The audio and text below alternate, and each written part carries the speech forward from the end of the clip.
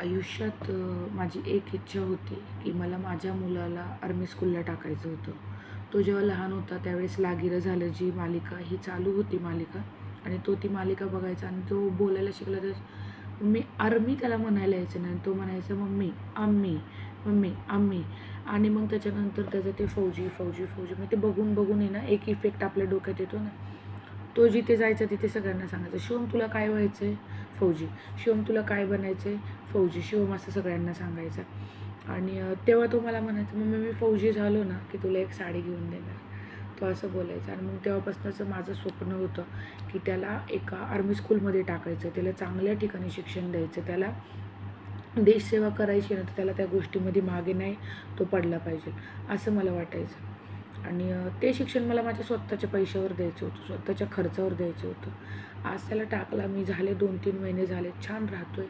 आणि आज जे फोटोज आले आर्मीच्या ड्रेसवरचे, ते फोटोज बघून इतकं असं इथं हे झालं ना मनाला की आपली एक इच्छा असते, आपण काहीतरी करायचं आहे, आपण हे केलंच पाहिजे, आपल्याला हे जमलंच पाहिजे. मुलांसाठी जे झटणं होतं ना माझं ते कुठंतरी सार्थकी लागलं. मला माझ्या पैशावर मला माझी मुलं शिकवायची होती. आणि मी हा जो काही स्ट्रगल करते ना, मी यूट्यूब करते, मी साड्या विकते, मी जॉब करते, मी घर सांभाळते, हे जे काय करते ना ते फक्त माझ्या मुलांसाठी करते.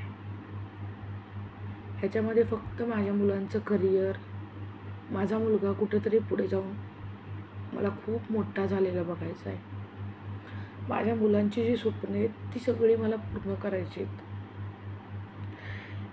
खूप जण बोलतात की लहान लेकरं आहे तुमच्याजवळ ठेवा, आईवडिलांचं प्रेम द्या.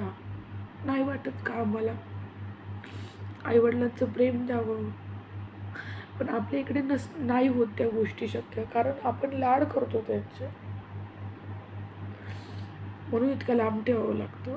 आज 2 दिवस जायची वाट बघायची आहे फक्त, की 2 दिवस कधी जाणार आणि मी त्याला कधी भेटणार.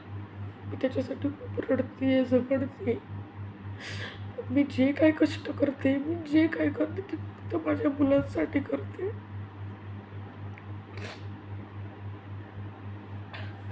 माझ्या मुलांसाठी मला खूप झटायचं आहे, खूप करायचं आहे आयुष्यात, इतकं करायचं आहे ना.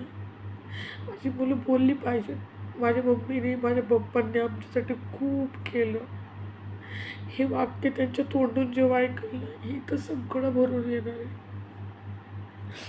आज हा व्हिडिओ बनवला का वाटला माहिती नाही, म्हणून बनवते. चला.